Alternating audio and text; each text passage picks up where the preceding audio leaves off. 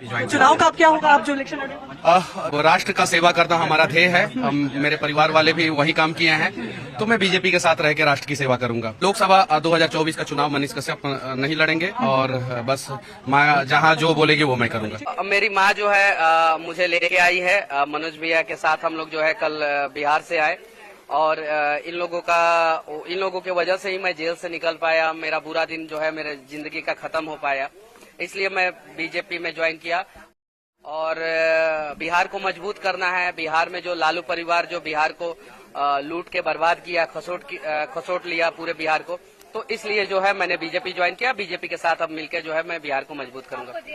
तो जो आरोप लगाया गया पटना कोर्ट ने, सारा केस में जो है मुझे बेल ही नहीं, मुझे उस कोर्ट में बाइज्जत बरी भी कर दिया। एनए से मेरे ऊपर से हटा दिया गया, तो ये बहुत बड़ी बात है। और मेरी लड़ाई पहले भी जो है सनातन को जो बदनाम करते थे, जो राष्ट्रवाद के खिलाफ लोग थे, उन लोगों के खिलाफ मेरी लड़ाई पहले भी थी, आज भी है।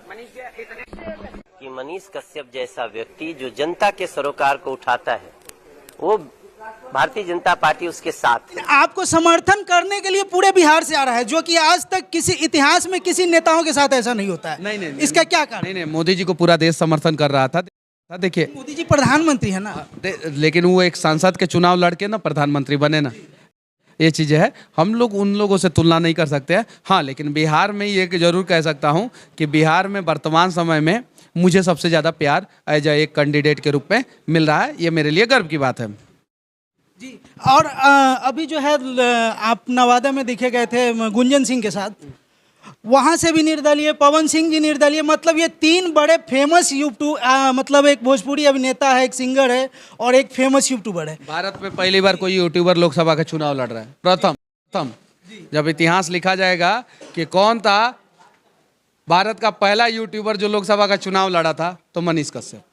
ये मेरे लिए गर्व की बात है, ये मेरे लिए गर्व की बात है। और ये इतिहास जो है, जब आप 20 साल, 25 साल, 30 साल बाद जब आपके बच्चे पढ़ेंगे, तो ये भी पढ़ेंगे कि उस यूट्यूबर का इंटरव्यू पापा ने लिया था।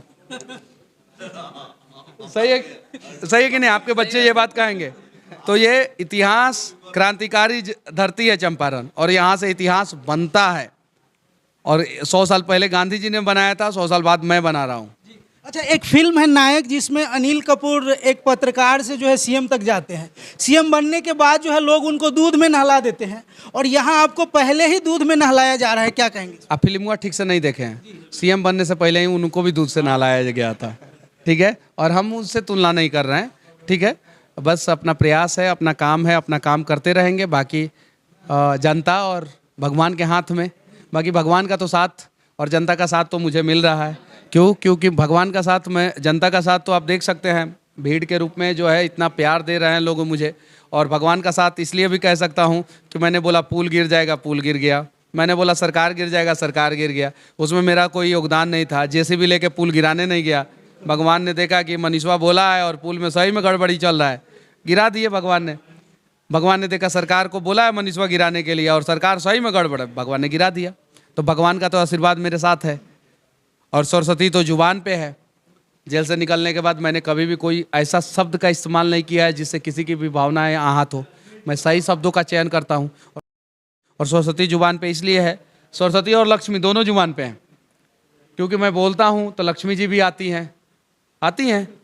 ये चीज़ें है। बुरा इसको अन्यथा लेने की जरूरत नहीं है। मैं बोलता हूँ तो यूट्यूब पे वीडियो जाता है तो अमेरिका जो है उधर से पैसा भेजता है कि नहीं भेजता है? तो जुबान पे लक्ष्मी और सरस्वती दोनों है। तो जिसके जुबान पे लक्ष्मी और सरस्वती दोनों है, जनता से विनती करना चाहता हूँ, पीठ पे आप लोग हाथ रख दीजिए। वादा करता हूँ कि आप लोगों के सारे कष्टों को दूर करने का भरपूर प्रयास करूँगा। जैसे कि नेताजी लोग चुनावी जब पूरा समय चलता है तो आते हैं, बड़े बड़े वादा करते हैं, जीत जाते हैं, संसद जाते हैं, बाद में जनता को भूल जाते हैं। लेकिन मनीष कश्यप यहाँ कुछ नया क्या करने वाले हैं? उस क्षेत्र में जब आइएगा, इंटरव्यू लीजिएगा, तो उस समय मैं बताऊंगा कि नया क्या करने वाला हूँ।